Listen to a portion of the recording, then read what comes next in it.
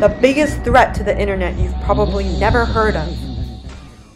The TPP is the Trans-Pacific Partnership Agreement. TPP is a trade agreement being negotiated between more than 12 countries around the Pacific region. It has more than 26 chapters, and it covers a broad spectrum of issues, from trade of dairy, meat, textiles, and automobiles, to financial regulation, to labor regulations, and more. But one chapter poses a huge threat to the internet: the chapter concerning intellectual property enforcement. We can't exactly know what's in that chapter because TPP is being negotiated in secret through a series of backroom deals that shut out the public. Trade officials won't release the text of the agreement or even tell us what their policy positions are on any issue. One thing we know is that while the public is shut out of the negotiating process, private corporate interests aren't. In particular, big content industries are spending ginormous amounts of money in lobbying to convince policymakers that more aggressive and draconian copyright laws will lead to more innovation, more creativity, and more jobs. But in reality, that just isn't the case. If adopted, the copyright enforcement measures proposed in the TPP could make the internet intimidating and repressive. Users will be afraid to view, share, and interact with digital content. An early version of the text has been leaked, and you should be worried about what's inside.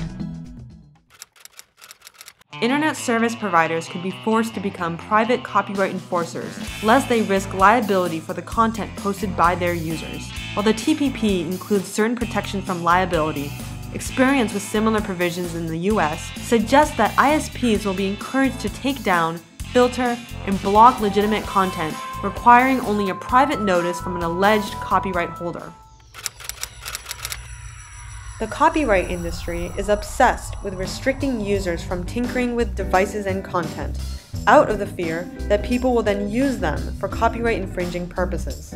So what they do is install digital rights management software, or DRM, on devices to limit what users can do. Despite growing evidence that DRM does much more harm than good, this prevents consumers from unlocking their phones to change telecom carriers. Artists, like documentary filmmakers, who break encryption on a DVD or sample online streaming videos could face legal threats, even if the videos they create are legal.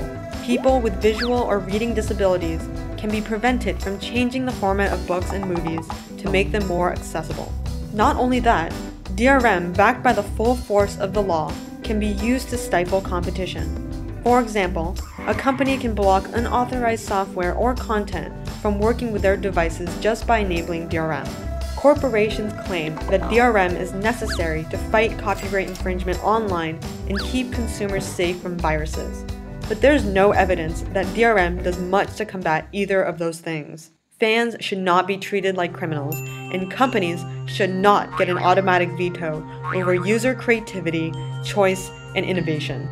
These are only some of the problems with the TPP's copyright enforcement provisions. They would be harmful for everyone, except for companies that use these policies to suppress innovative competitors or to criminalize sharing.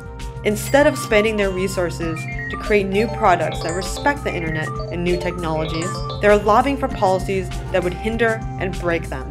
Severe copyright policies restrict our right to share, modify, and experiment with content and technology. Innovation cannot thrive without these freedoms.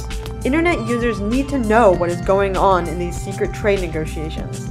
Internet users have a right to participate in this powerful international deal that will impact millions of lives for decades to come. Let's show our policymakers that we won't let backroom trade deals determine what we can do with our technology. Let's show them that we, the users, are unified against corporate efforts to restrict our rights.